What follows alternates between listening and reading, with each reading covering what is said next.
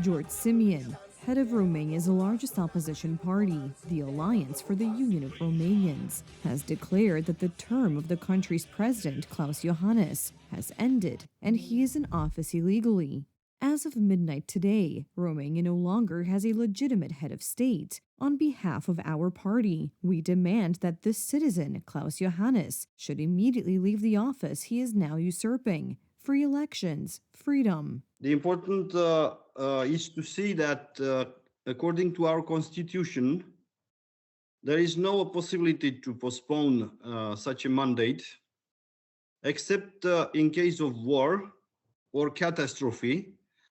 And in these two potential cases, in order to have a postpone of the mandate, you have to have a specific law granted by the parliament.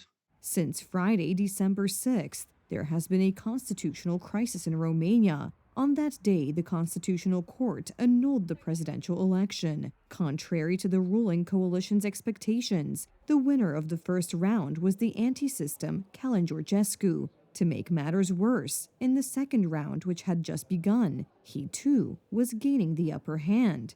The authorities went on a spree. Unfortunately for Romania, but also unfortunately for EU and even for NATO, we have an illegitimate president, and this should worry a lot of people. Dominated by appointees of the ruling coalition, Romania's Constitutional Court annulled the presidential election. As an argument, it cited a social media campaign reportedly conducted by Russian secret services that were supposed to promote the anti-system Georgescu. We don't know the details because they are covered by the secrecy of the investigation, but we do know that the political preferences of Romanians were supposed to have been altered by 25,000 paid online accounts. Romania's tax authority has traced social media campaign contributions and found that the ruling National Liberal Party hired Romanian company Kensington Communications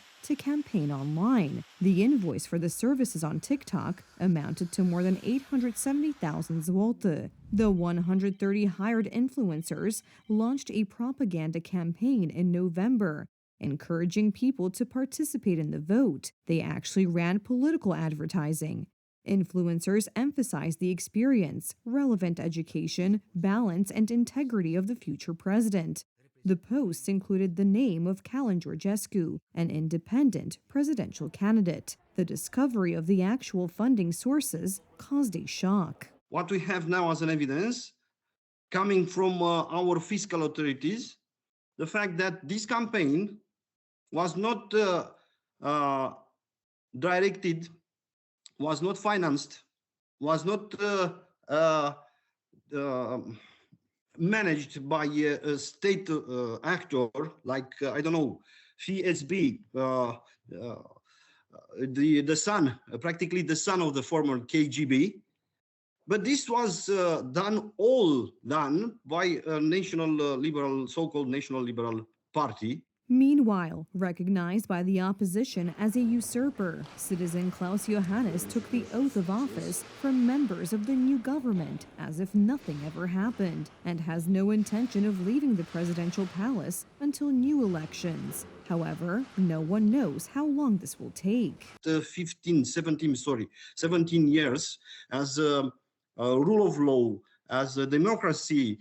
I'm speaking the moment of the accession of Romania into European Union. The fact that we have an illegitimate president, the fact that we will today have illegitimate government because, when a president proposes a prime minister and this president is illegitimate.